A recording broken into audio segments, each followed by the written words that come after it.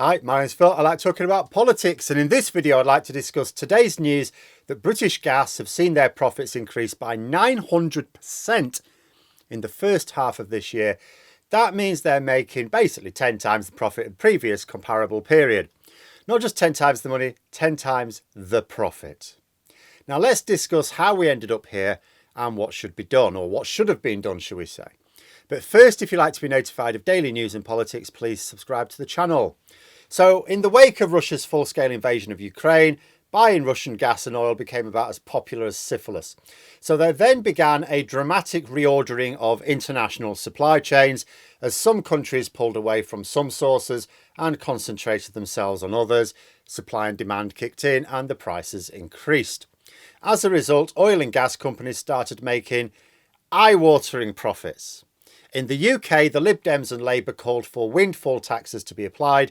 These were taxes specifically levied on the extra profits that these companies were making but hadn't earned. That's the key point, because never mind the practical necessity, that is the moral case. These extra profits were not because the oil and gas companies had done anything particularly well or changed their business practices to make themselves more efficient. You know, they hadn't done any of the usual things that a business does when it suddenly sees higher profits. There's no change in the business model. These windfall profits were just the extra profits made purely because of geopolitical events. The companies themselves weren't doing anything different. Nothing to do with their business model, so there was no good reason for them to retain those profits, or at least not at the same proportion they'd expect to retain normal profits after taxation. And then there's where the money was needed. Because the price of gas increased, so too did the price of energy in the UK. We produce 50% of our electricity from gas, as well as use some gas for some appliances in the home as well. So an increase in gas prices meant an increase in the cost of energy. But, argued some parties, if you apply windfall taxes, you can compensate energy companies for the increase in the cost of gas. That way, they won't be making windfall profits themselves. We'll keep the cap low, but they won't be losing out either. We won't be saying to the energy companies, you have to maintain your prices but somehow cope with the extra cost of gas. We'll be saying, no, we'll compensate you for the extra cost that you are facing. You maintain your profits, but we want to maintain the cost of energy roughly in line with where it was, as France did, for example. But no, that's not how the Tories do things. Instead, they just let our energy price cap go up. Then last year, when it would have been naturally increased by way more than even their voters can afford, they applied windfall profits to clean energy companies, but not oil and gas companies. And they used that money along with some borrowing to increase the cost of energy to double what it had been a year earlier, and then asked us for a round of applause for saving us money. They kept trying to save things. Oh, we've saved you this on your energy bills. No, the energy bills went up. They went up. They just didn't go up as much as they otherwise would have done.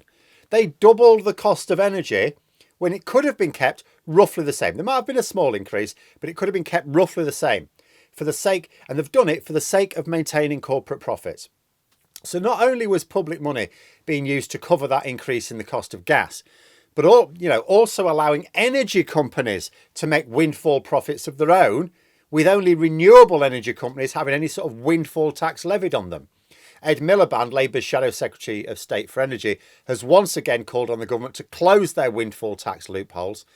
It's absolutely incredible that anyone can see British Gas, during a severe cost of living crisis, raking in profits of 900% higher for an essential public service. Absolutely astounding. Some of this will no doubt be down to the fact that the wholesale cost of gas has long since fallen. In fact, if you look at the past 10 years, look at the real trend, the past 10 years, it's actually at a really low level. So why haven't our energy prices come tumbling down? Why haven't energy prices gone back down to where they were a few years ago? You tell me. No wonder the Tories are happy for the news to be about Nigel Farage and his banking meltdown.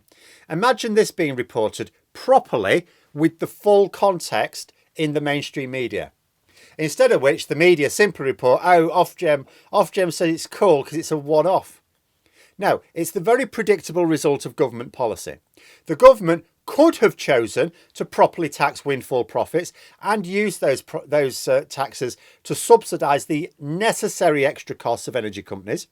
Those energy companies would then have continued to make the same profits that were forecast in their business model. So no reason for their boards or shareholders to be disappointed. They'd be getting the profits that they were promised. But their customers would have enjoyed stable energy prices, both domestic and commercial. That was an option the government had. That was doable. They chose what we got instead. The news reports say that half of this profit for British Gas is down to the changes made to the price cap, the energy price cap. So that's £500 million of pure windfall profit, entirely down to a government decision. And let's consider some of the consequences for this government decision. First, many households had to choose between eating and heating this winter.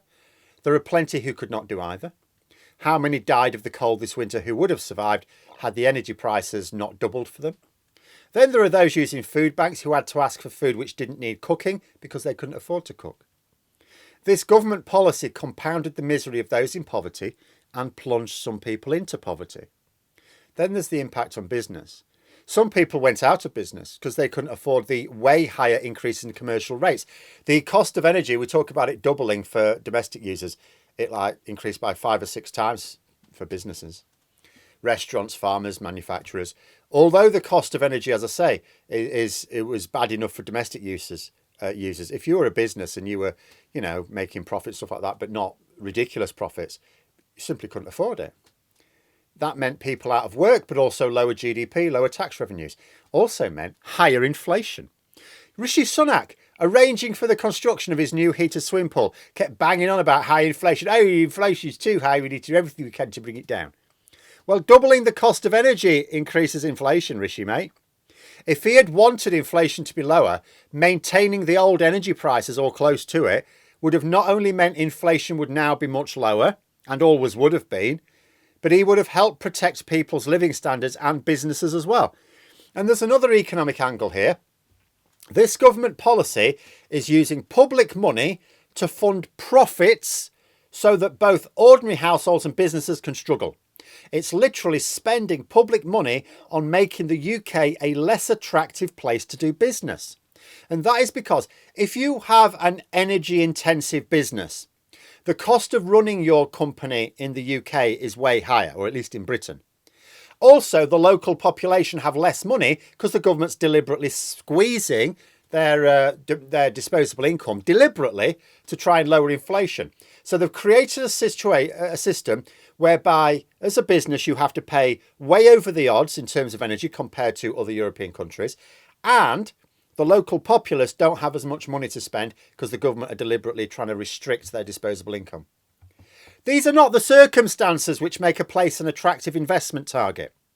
No matter what angle you look at this, it's impossible to see Rishi Sunak, whether as Chancellor last year or Prime Minister this year, as anything other than an economic vandal. He's not a safe pair of hands with the economy. He's a self-serving bull in a china shop. People should be absolutely outraged at this. If the media did their job, people would be. What should be happening is that windfall taxes should be properly applied now. The energy cap should be immediately brought back down. If that happened, it would be the first thing that Rishi Sunak had ever done to actually bring inflation down. But he won't, will he? But there we are. Those are my thoughts. Let me know yours in the comments below. Hope you found the video interesting. If you did, please click the like button. And if you'd like to support the channel further, the join button for memberships. And until next time, I'll see you later.